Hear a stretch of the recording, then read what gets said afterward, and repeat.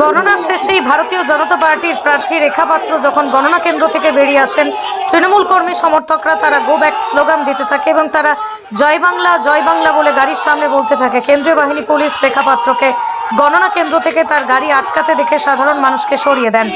বসিরহাট থেকে সরাসরি সুকান্ত দাসের report, crime press, Bengal news.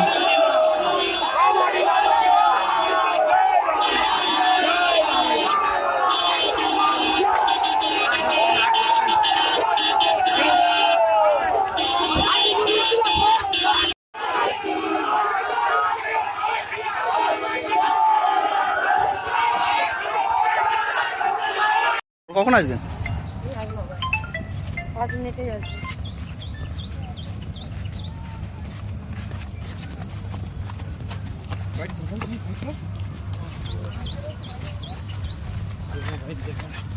দিদি বেরিয়ে যাচ্ছেন?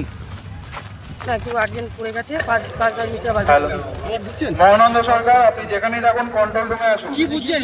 প্রথম রাউন্ডে বেরিয়ে গেছে, কি বলবেন? আপনি প্রথম রাউন্ডে পিছিয়ে আছেন, কি বলবেন?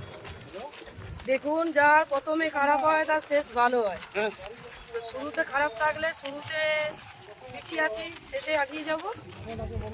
বিশ্বাস আছে। যা ভোটের রেজাল্ট দেখছেন, কি বলবেন মানুষের?